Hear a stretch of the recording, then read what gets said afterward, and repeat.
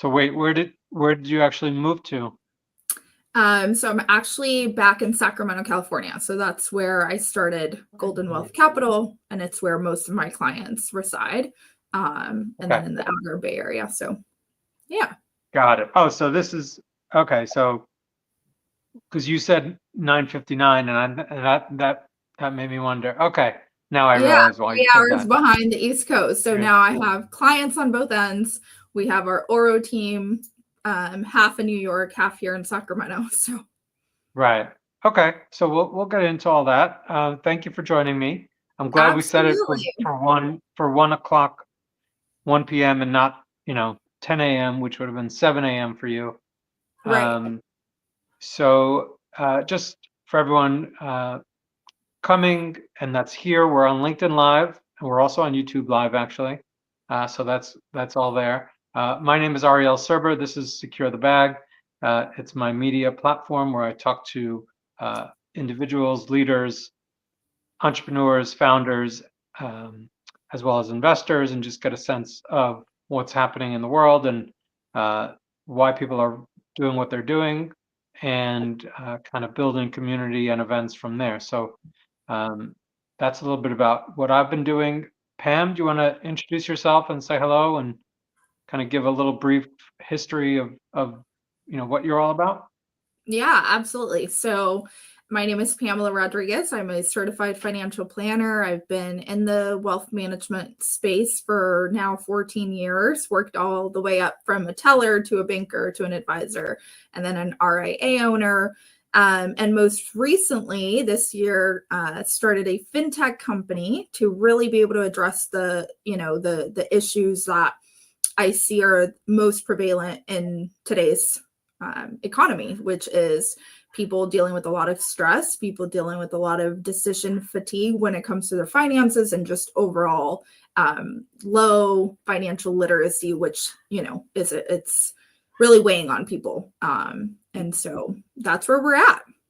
Yeah, absolutely. And financial literacy and empowerment, that's something I've been talking about for a long time, both written and I guess on lives here and just speaking in at events and all around. And that's why I'm interested in what you're building and the entire fintech and wealth tech space. So, but I want to take a step back because I think people should really get to know people's stories. I think that's super important. So, what's your like true background? What's your story of? Because you told myself and you've told others. So, why don't you just tell people like kind of where you actually come from and sort of what got you into financial services, even in the first Yeah. place? Absolutely. Well, and again, thanks for having me. So, I actually was born and raised in Mexico. Was an immigrant. Moved to the U.S. And my mom was a single mom, worked at McDonald's, and just really trying to kind of take a swing at the American dream. And I have gone through a lot, but I think that what brought me to financial services was really, I think, just um, I believe in God. So I think God definitely brought me into the industry just to be able to kind of make a difference, right? Because if you were to ask me, I would have never, thought that this industry was for me, given my background. And in fact, I think I tried to get out of it a multiple times. And thankfully my mentor kept saying, like, no, you're going to make a difference. You're going to make a difference, stay in the game. And Yeah, and that's what I really try to take with me everywhere I go. It's like having that humble background and really being able to speak to people's stress and anxiety and just fear and shame around money. I wrote a book earlier this year called The Wealth Transformation Formula, available on Amazon, which really details, I think, my story more in depth. So if anybody's interested in hearing that, then or reading about it, it's out there. I'm sure we can share the link at some point. yeah, absolutely. What does it mean when you say making a difference? First of all, what did that mean to you from either someone else or yourself that you changed your own life? Because I feel like that's an important almost like a turning point in Yeah. someone's situation. Yeah. What was maybe give us like what was that turning point for you? Um, yeah, I think from a professional standpoint, I think that I just didn't see people like me being represented. I didn't see a lot of women. I still don't. You know, I think we have a large amount of, or we have a big push to keep fighting a fight that is, you know, having more women in this industry for sure. Mhm. But from also just like wealth perspective, you know, a lot of the financial industry caters to higher net worth individuals, and we see them as the ideal client. And so I just didn't see myself represented in that, and I didn't see how I would fit in.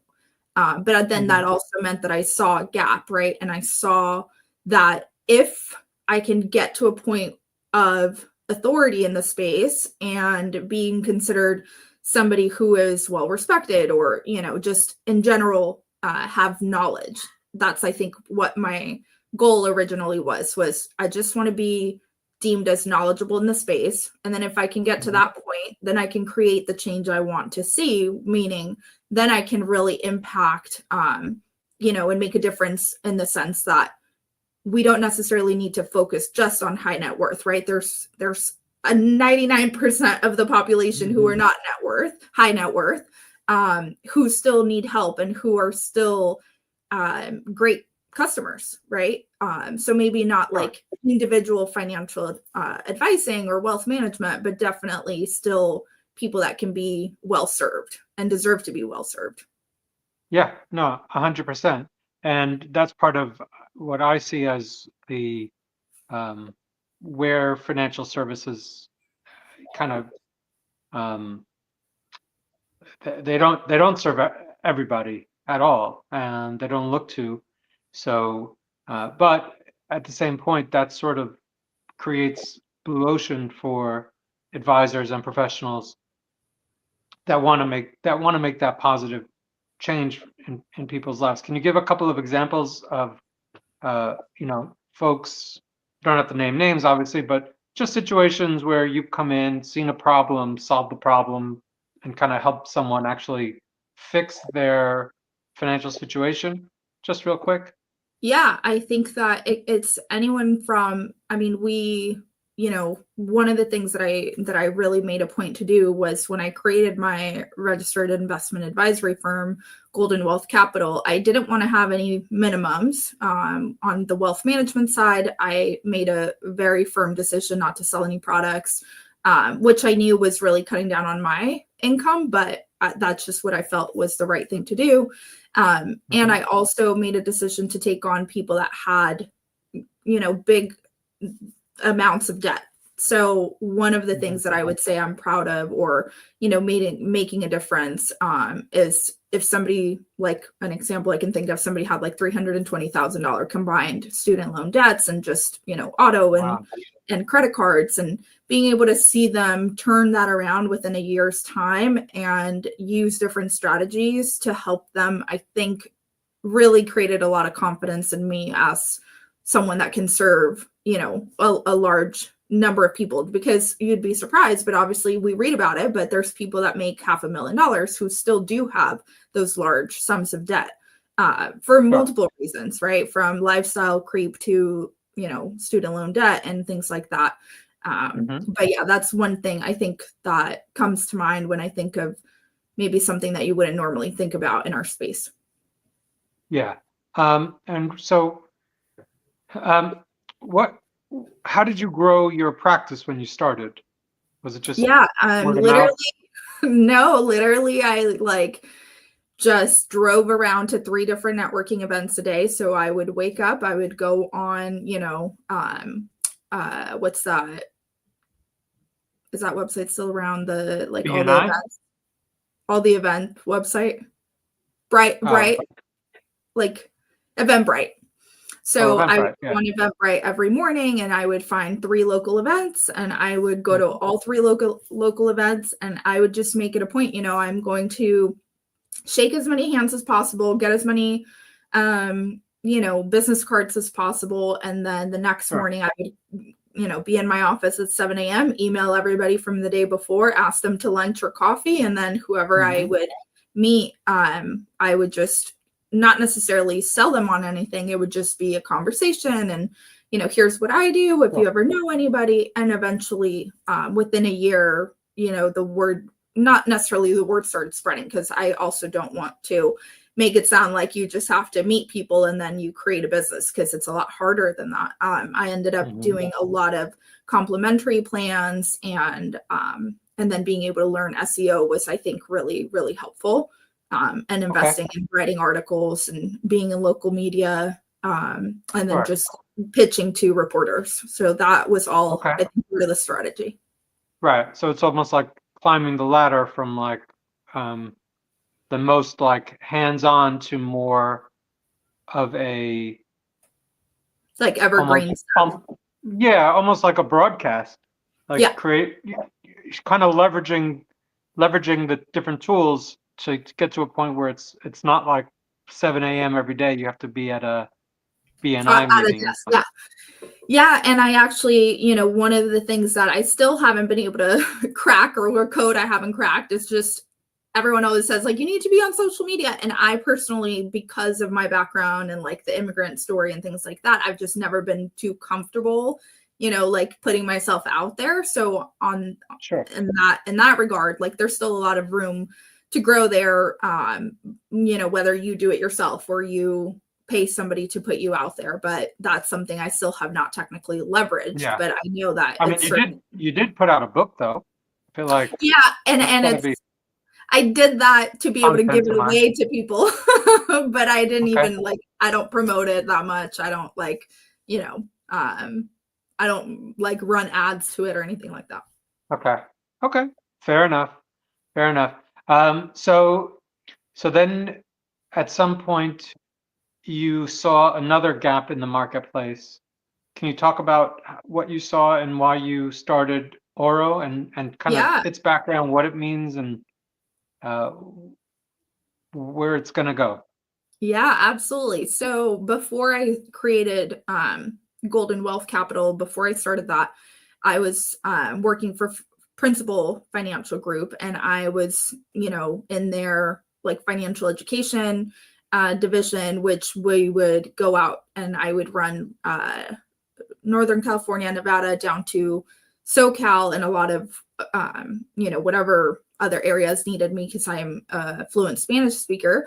And so I was very much in the trenches of working with employees, whether that was, doctors. We had a lot of hospitals as clients, but whether that was doctors making $500,000 or, blue collar that were just like very much not savvy when it came to their money, but still very much hard workers, right? So I think I saw then the real need that we have for somebody to address their finances, because when you think of a 401k provider like Principal or Fidelity or whatever, they're not actually able to speak to the individual needs, right? So they can't give they can't give you financial advice at a participant level, but all of these participants are paying for that service, right? And so it's one of these kind of odd things where they believe that to be maybe someone that they can go to for financial advice, but at the same time, once they get there,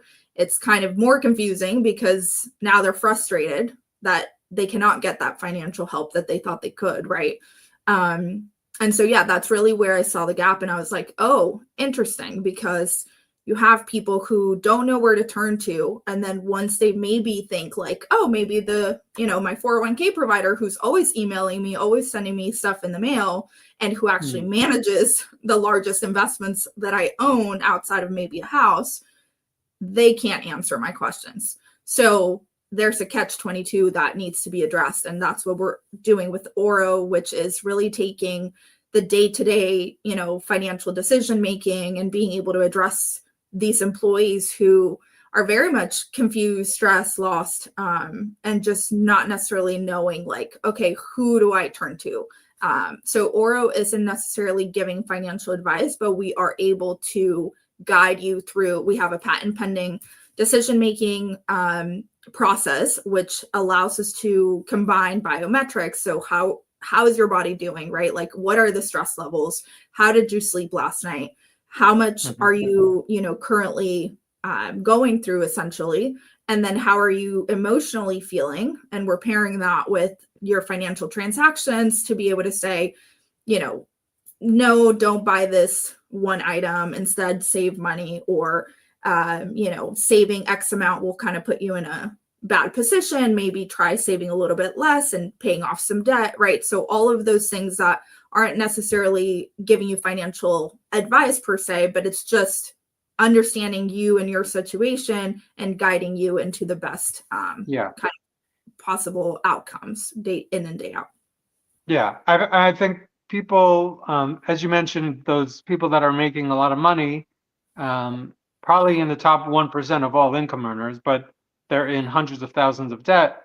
I mean, they don't get there by being financially savvy. They get to the point of income by being good at being doctors or good at being XYZ. So they don't necessarily even know what track to run on. Any of these doctors decided to become doctors at the age of 10 or whatever. So they're not thinking like whatever part of the brain makes financial decisions. They just know, like, I want to be a doctor. This is what I was born to do. And that, people do become doctors for the income, but the truth is, if you do that, you're going to burn out, because it takes a very long time. And I think that's part of almost like a weeding out process. So that's just one profession, but that is true of I feel most professions. To get to a high level of income, you have to eat a lot of kind of crap sandwiches, right? Yeah, and you and I, we've been the same way, right? In wealth management, I mean, if you're doing this on your own and you're not, taking a salary, I mean, it's a grind, and it's a 7+ year journey of really, to your point, eating crap sandwiches, and just having an overarching, belief that you can help people, at least if you're doing it for the right reasons. So yeah, so that's kind of where, and to your point, that's what we're seeing across all industries. But more specifically, yeah, like high stress jobs are the ones that are the most, I think, unwilling to kind of DIY it, right? Because we hear a lot of times like, oh, why pay for a financial advisor, or why, you don't need any help with your money, like you can figure it out, you can research, there's so many tools. And right. The tools can be very, very helpful for the people that have the time or the willingness to really do the search and the digging. But as you and I both know, once people get to a certain point, they're like, okay, great, like I know all these things, right? And I can speak to a whole bunch of things maybe, but what do I need to do with my current situation? And is this a yes or a no? Do I buy? Do I not buy? Do I save? Do I spend? Do I pay down debt? Do I invest? Right? Like, it's very much people just that are high stress in these positions that don't have a lot of time, discretionary time. They just want to know, what am I supposed to do? What do I do today? And that's really what we're addressing. Right. And also at the same time, and I'm glad we're going here, logic sometimes can get thrown out the window. Logic, also what's logic for me might not be logical for you.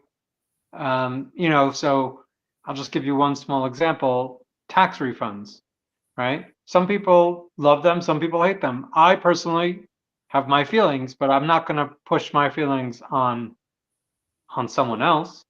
Absolutely. You know what I mean? I feel my, if I want to say my take on it is, it's an interest-free loan to the government.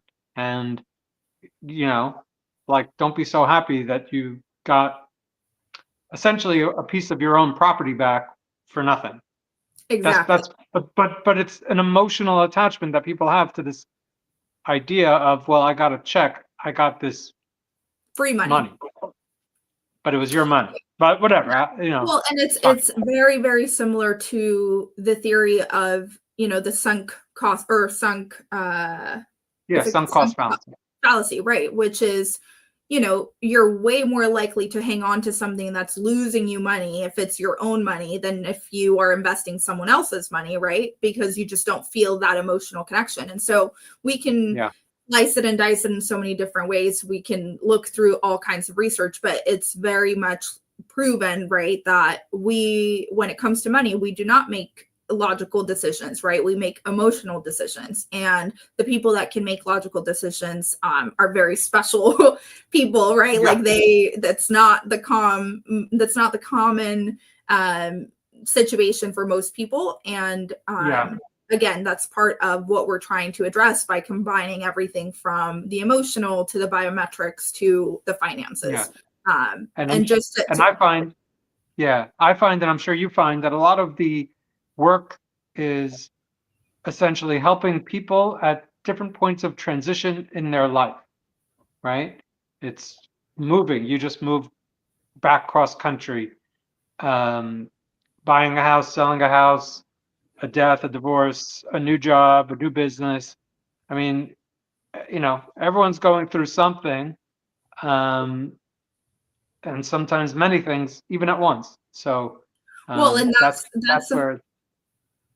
No, and that's something that I think a lot of people are becoming a lot more aware of, right? Because we are in the sandwich generation at the moment, where maybe before we were researching about the sandwich generation, but right now we're very much living it. And a lot of us millennials are trying to raise children and trying to, take care of them to the best of our abilities. But also we have aging parents who we are trying to make sure are also well taken care of. And to your point, I mean, that balancing act of all of the different goals all at the same time, simultaneously, while trying to succeed at all of them, is exhausting. I think that that's the bottom line, that we are, all of the research and data, it's like people are burnt out, people are exhausted, they're up to their eyeballs with information, and they're just, stressed, and rightfully so. I mean, it's hard to try to have all these different goals who we would, if we were to put them on a scale, a lot of times, like one of the exercises that I do is like, if you were to put this on a 1 to 10 scale, what would you rate this goal? Well, what we're seeing is a lot of times, like back in the day, even when I started, it was retirement was extremely important, and maybe traveling and experiences was just not as important, right?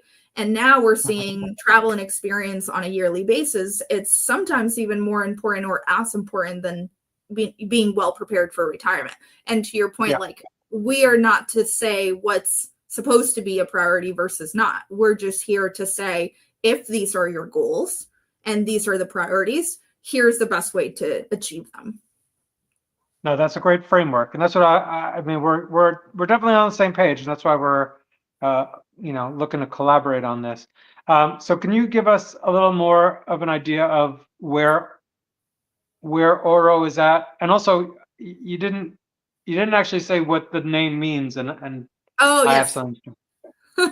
Yeah, so Oro, me with my Mexican heritage and background, Oro is essentially gold in Spanish, which again, kind of back to that idea of, we want people to feel golden throughout their life, not just saving for their golden years. I think that's kind of what we're seeing across the board right now. And that's something that I personally also believe in.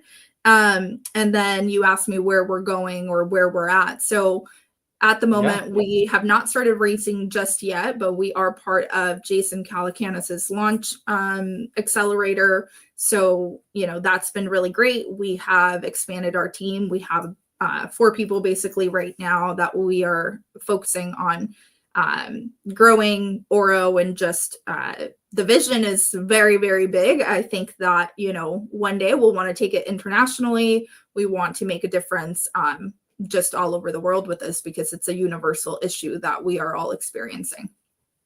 Yeah. Well, can you take us through the process of an accelerator like that?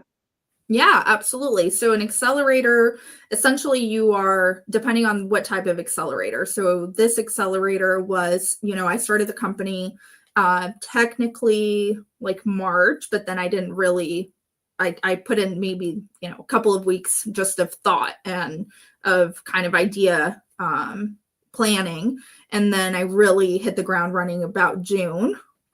So this accelerator is not necessarily for those that are already like post revenue, but really for the people who are in that beginning stages and, really refining our message and connecting with investors, but maybe not necessarily, already racing. The idea with that is that by the time that it's over in roughly 6 weeks, then we'll be, basically getting ready to race. Right. And where is the product right now? Like what's the... Yeah, so the product, we have fully built out essentially an MVP, but we are refining the MVP because part of the process is you want to be talking to the people that want your product, and you want to be getting feedback, and you want to be constantly iterating on that feedback. And so the company was really created based on what clients were needing from me, right? I'm one person, and as much as I love my clients, I cannot be there for them at all times 24/7. And, they would send me photos of them at Costco where like, tell me not to buy this, or should I buy this? Or, and it's as much as I, again, adore them, I can't possibly, be in their lives 24/7. So although it was created for them and, from a need that a lot of people had, we still want to make sure that we are hitting the mark on what people need. So one of the feedbacks that we got was we needed to kind of hone in and just create a smaller scope for the MVP. So that's technically where we're at, and we should have that done in the next 2 weeks.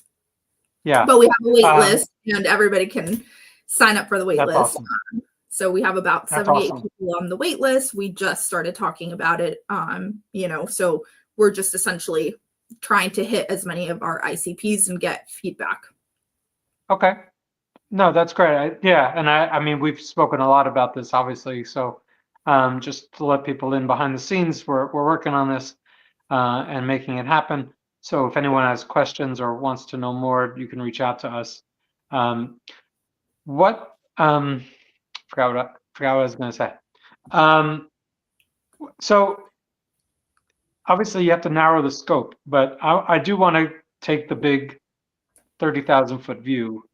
What do you see as sort of the future vision? Well, actually, I wanted to say before I get into that, I now remember, because the Costco story that hits close to home for a lot of people. It's like you talk to professionals, you talk to people, you talk to whoever it might be, someone at your bank, an accountant, a personal friend, a CFP, or just some person on Twitter.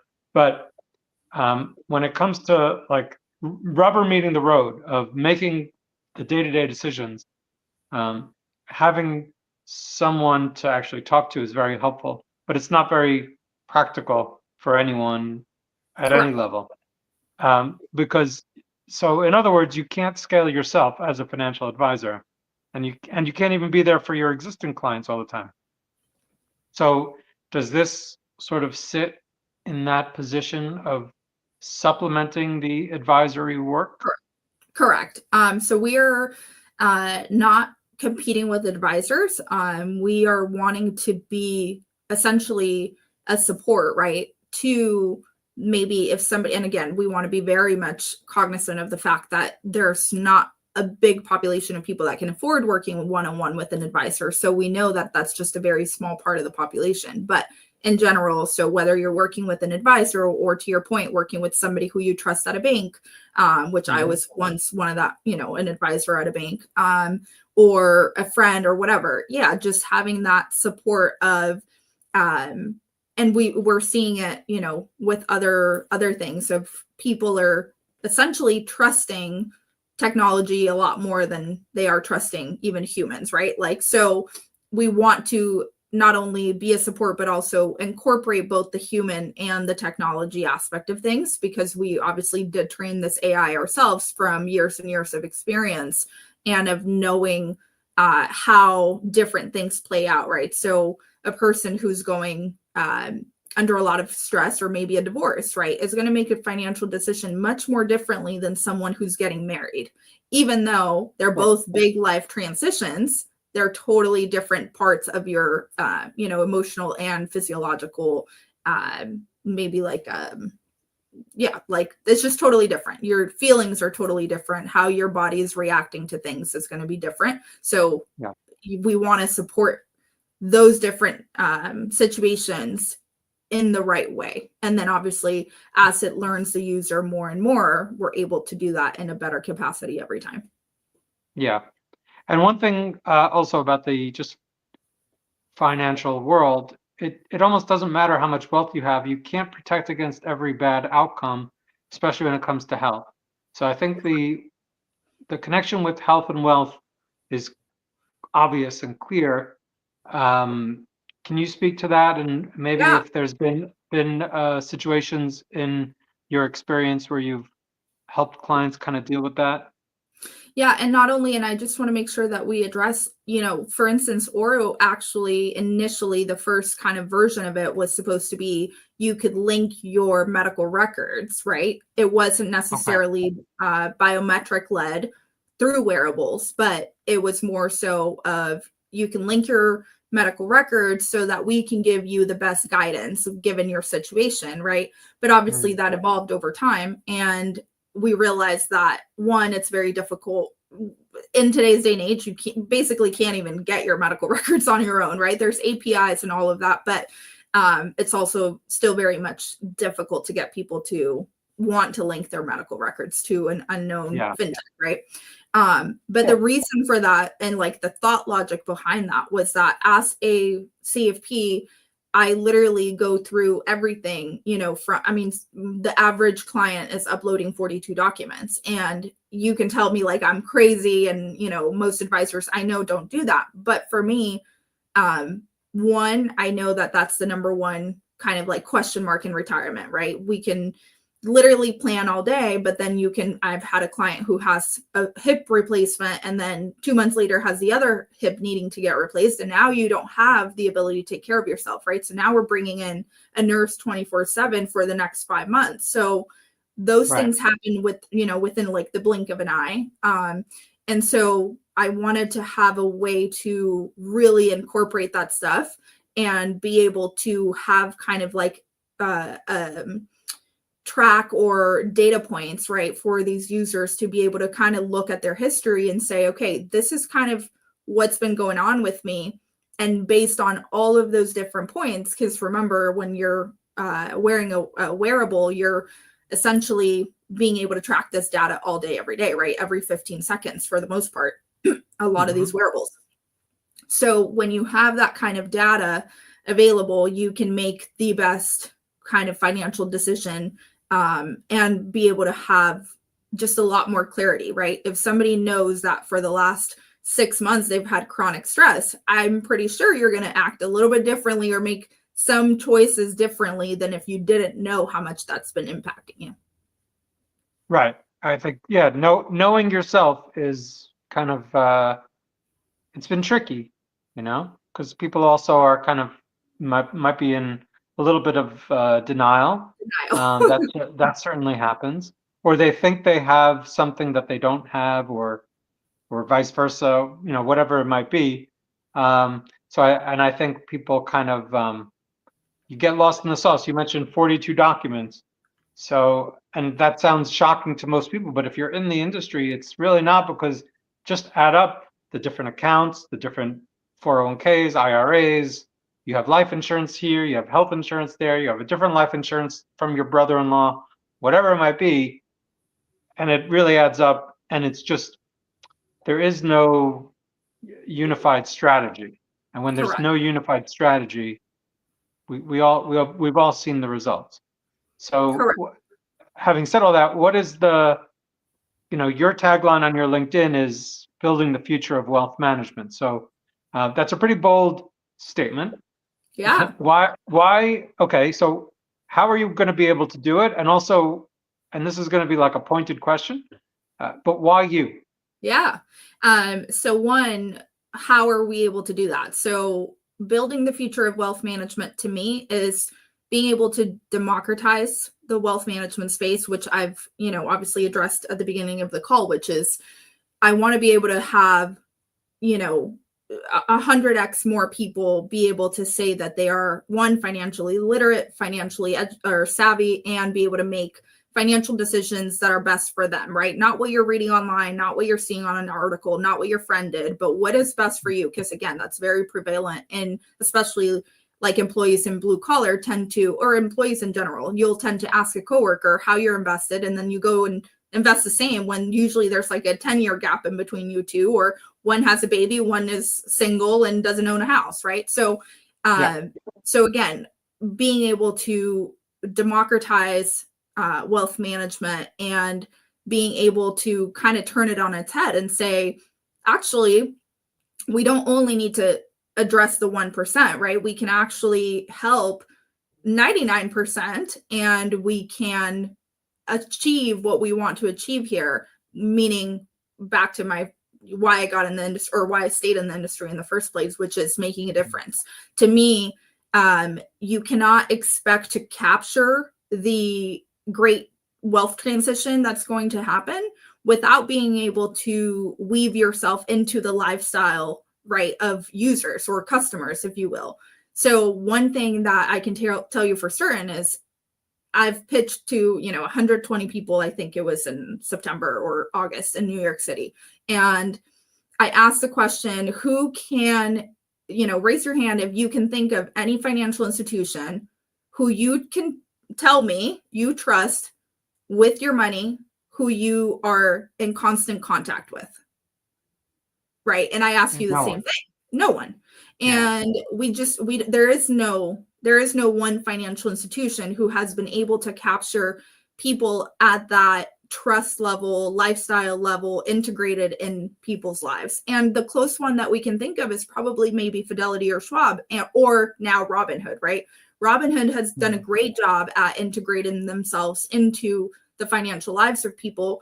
And it's probably also why they're going from investments to now credit cards and now loans, right? Like they have been able to do that, which is something that from my Wells Fargo days and Merrill days, the average product that you wanted to sell was 8 products, right? 8 products meant a user is sticky. 8 products meant a user is not going anywhere.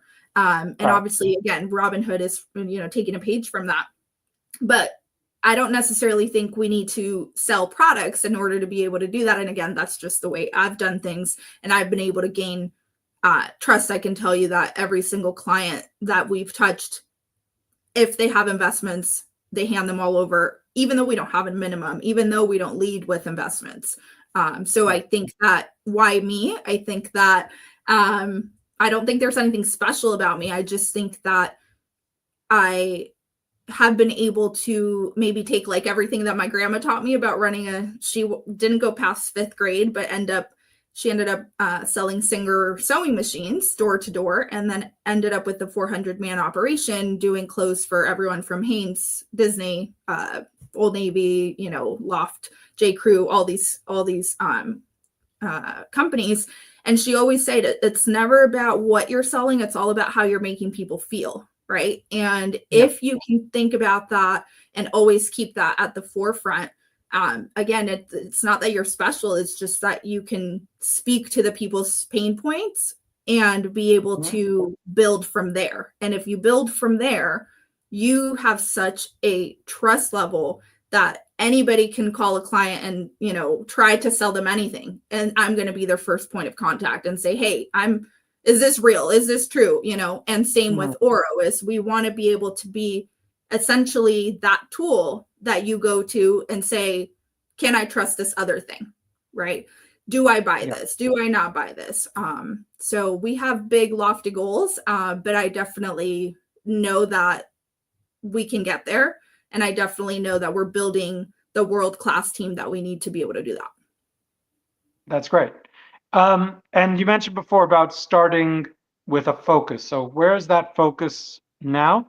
And maybe what can people that are listening, watching, maybe live on October 27th or later on, what can they do to help and support and reach out? Yeah. So the focus is, again, we're really letting users kind of take that lead. So far, what we know to be true is the decision making fatigue is what's the biggest pain point for a lot of people. And so that's our main focus, is being able to upload a photo, or essentially whether it's a house or an item at a store, and just say, do I buy this? Do I not buy? We basically give you a thumbs up or thumbs down given your current emotional state, your biometrics for that day and over the last few days, and then obviously your bank account balances and your goals. So if you're further along in a goal progress, then obviously you're in a little bit better position, which then can open up opportunity for you to spend more on certain other things, because that's another thing we hear is, how do I know when I've saved enough? How do I know when I'm doing enough? It's a big question mark, so we want to be able to help people meet them where they are. And then you asked about, what was the other how can people reach if they have questions or other things. So definitely sign up for our waiting list. We again are working still in beta, but we are excited to get as much feedback as we can. We're not necessarily looking to sell at this very second, but we really want to continue to get feedback. And we are looking for 5 to 10 pilot program participants. So if you do have a company, or if you are, in HR at a specific company and you would like to test this, then definitely reach out to us. And the website is oroworks.com. That's awesome. And please follow Pam here. I don't know if you have other social media or not really, but I have, my personal social media, which is just at Pam Rodriguez __. But other than that, not too big on social media. Right. Understood. So this has been great. What would you say, who would you want to have this conversation with, if you could have it with anyone? Also, by the way, that story about your grandmother, you definitely have to tell that more. I think that's oh yeah, she is my whole world. Anyone that knows me knows that she taught me everything I know. She was everything. She's my world. Unfortunately, she passed of a stroke on her birthday party, her 80th birthday party. In 2016. But she's watching me, definitely guides everything I do. And if I could have a conversation, probably be with her. But other than that, someone alive would probably be Ray Dalio. I think I've always enjoyed his, I think I've always enjoyed his stance on things, and just from a very humanistic perspective, even though they've managed so many billions of dollars. I think that's someone I would like to have a conversation with. Okay, very cool. And any last practical takeaways for people? Maybe a little something they can actually go about and that would help them in their everyday financial lives or decision making, as we've spoken about.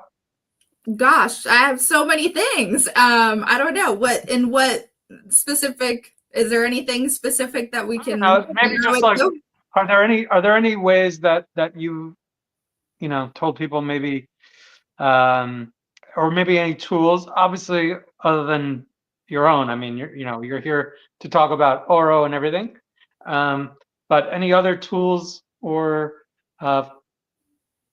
technology, or just simple basic, I gotta plug in. Back to basics, fundamentals.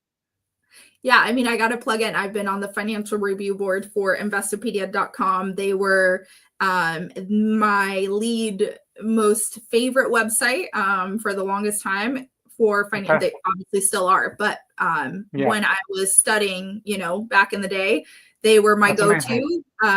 They were, if you go on their website, it's like they have a video for just about every term in the financial space, and they have amazing videos. So So I have to then we have to talk to a friend of mine, David Siegel. He actually just made Aliyah. He just moved to Israel. He actually was the CEO of Investopedia years ago. Oh my gosh, amazing. So that would be like a real good full circle moment. It would be. And that'd be cool to get him in touch and have this conversation with him there as well. as well as I'm trying to remember who runs Investopedia now, but they're doing a great job. They put out a lot of content. I actually think Yeah. that's a great tool that's out there, and I think Oh the my gosh, more the merrier. What? Yeah, I think they're the best tool in the financial space, just because there's nothing you can't find there, right? As much as I love NerdWallet, sometimes NerdWallet can be a little bit biased. I think that there's a Yeah, lot of sponsorship in there, promotional and they stuff. make great tools. But I think for just education and their simulation, the stock market simulation for people who have children, I think that's a wonderful tool. So yeah, if you ever see it reading an article and you see reviewed by Pam Rodriguez, then that'd be me. So Amazing. love that. Pretty cool. All right, so we'll put some links in the comments. People have reached out to us. If you have any questions or want to hear more from myself or Pam, or want to be a future guest on one of these lives here, please reach out and we can set it up. Or if you want to meet in person, I'm always happy to meet in New York, and And I'll be Pam on in the West Coast. So yeah, it's Bay Area. bi-coastal. Yep, we're bi-coastal Bay Area. Let us know. All right. And thank you for having me. Of course, Pam. Thank you. All right, we'll talk soon. Have a great Okay, day. take care. Bye-bye. All right, bye-bye. Good luck.